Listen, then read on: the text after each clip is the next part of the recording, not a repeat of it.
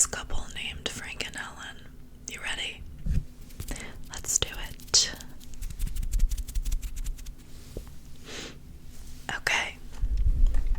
The first one is a poem called Fred the Mushroom. Fred the Mushroom, okay. A small mushroom named Fred. He is covered in tiny white spots and wears a hat that is red. People collect Fred's few friends and cook them in pots. Fred feels lonely in his mossy bed. He tries to speak with a mouse, but away it trots. The thought of being the last mushroom fills him with dread. He consumes a decaying leaf that rots. A raindrop falls with a splash on his forehead. There are so few mushrooms, there used to be lots. At least there are still some friends left, but they are widespread. Fred doesn't want the rest of his friends to be taken. He can't control his unhappy thoughts. Little does Fred know, after eating his friends, all the people are dead. I don't know how old I was when I wrote this. Maybe like 10, I don't know. Anyway, if you couldn't tell from that poem, he was supposed to be an amanita mushroom, which can be poisonous to eat. They can also be used as medicine, by the way, but I didn't know this when I was writing the poem as like a 10-year-old or whatever. Okay, ready for the next one. This is about the couple Frank and Helen. One day when Frank got home from work, he saw something that amazed him. His wife Helen riding the cat. It was a bucking bronco, that was for sure. "Hold on, I'm coming," said Frank. He grabbed Helen and pried her off the cat. The next day, they were sitting around and watching TV when there was a knock at the door. "I'll get it," said Frank. When he opened the door, he saw a weird-looking guy.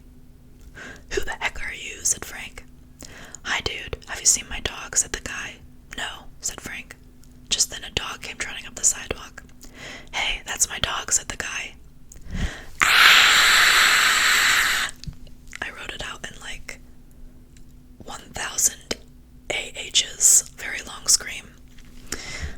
Said Frank. He was absolutely terrified of dogs. Okay. The next day when Helen and Frank were eating dinner, they heard a noise that seemed to be coming from outside.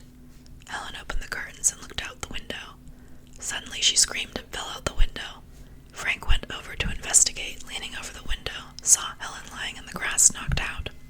"Well, that's dumb of her," he thought. Then he went back to the table and continued eating his dinner. I have a feeling I may have based some of Frank and Helen on episodes of The Simpsons that I watched as a kid. The next day when Helen was at work and Frank was at work, something quite peculiar happened. While Helen and Frank were gone, a dog came into their house, and as soon as it set eyes on the cat, there was a terrible fight. The dog got on top of the cat and pinned it to the ground. "Yow!" said the cat. The dog was so astounded that the cat would actually dare to make a sound that it fell right off and fainted. The cat got up and rolled on top of the dog, and just right then Frank got home. "What the?" said Frank. The next day, I like my transition. The next day, when Helen and Frank were eating lunch, there was a knock at the door. "I'll get it," said Helen. "No, because you are my wife," Frank blurted out.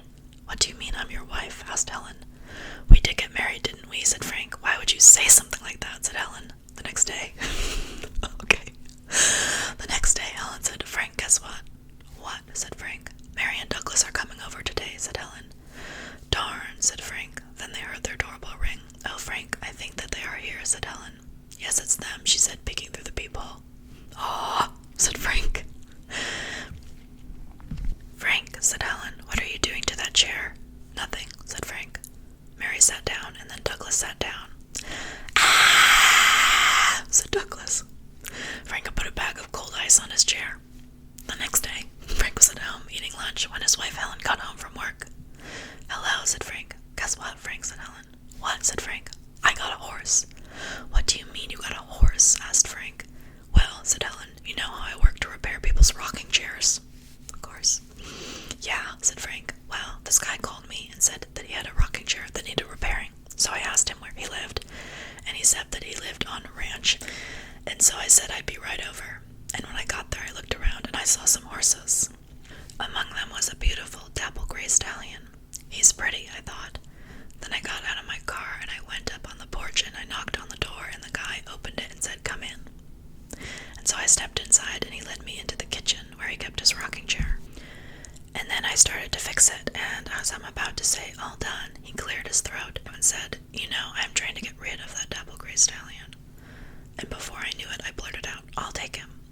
And before I knew what was happening, I was driving away with him, and so that's the story. Oh, and by the way, his name is Bullet. Frank smiled. It looks as though we got ourselves a horse. The next day, Frank asked a guy to come over and build a corral in their backyard. "A corral," said the guy. "Why do you want me to build a corral?" "Because I have a horse," said Frank. "So," said the guy. "Just build it," screamed Frank. "Okay. Have it your way then," said the guy, backing away. The next day, the corral was finished. That was quick. "Let's put in the horse," said Frank. "All right," said Helen. They pushed and pulled the horse into the corral. "Here's your stall," said Frank, pushing him in. Helen latched the door shut and gave the horse a carrot. "He looks content," said Frank. They walked into their house and had lunch. The next day there was a knock at their door. "I'll get it," said Frank. He walked over to the door and opened it. There was a police person standing there. Frank gulped. "Hello," he said. "Is there anything I can do to help you?" "Yes, actually," the police guy answered. "You can tell me whether or not you have a horse corral in your backyard, because it just happens to be illegal unless you live in the country." "Well, I can assure you we have no such thing," answered Frank hurriedly. "Would you mind if I took a look in your backyard?" asked the police guy. "A dog in our backyard that happens to hate strangers," replied Frank. "Rarf, rarf, rarf," said Helen from the kitchen. The police guy wasn't convinced. "Sir, I think that," he was interrupted as Frank punched him in the nose. Frank walked over to the phone and called the doctor. "I'm Frank Raffy Dewitt, and I need to bring someone to the doctor," he said. "All right," said the doctor. "What's the problem?" "Well, he got punched in the nose," said Frank. "And when it happened, he was unfortunately knocked out." "Okay, bring him over now. I'll make sure that he's okay," said the doctor. After Frank had brought him to the doctor, he drove back to his house and had dinner. I guess that was that. I guess this always proves that even as a little kid, I've always known ACAB. You know what I mean? Okay. The next day, Frank was excited. Helen, said Frank. "Guess what? Today is Halloween. Can I go trick-or-treating? I have my own Halloween costume, and it's Buzz Lightyear costume, so now I can fly." Helen said, "Frank, I guess you can go trick-or-treating, but you have to bring me back some candy." Frank pouted. "All right," he agreed reluctantly. Then he ran out the door and down the street to gather candy. The first house that he visited was a very fancy one that had a beautiful flat roof. Frank decided that this house would be a good one to do his experiment on. He searched for a way onto the roof and found a gnarly vine that twisted up the side of the house. He grabbed it and climbed up. Once he was on the roof, he yelled, "To infinity and beyond," and launched himself off the roof. And that is where the story ends. Well, I hope you enjoyed this ASMR-style whisper reading of some unhinged stories I wrote when I was a kid. Probably they did not help you get any rest, but maybe they did. Either way, I hope they were entertaining. Okay, thanks for watching. That's it for now. Bye.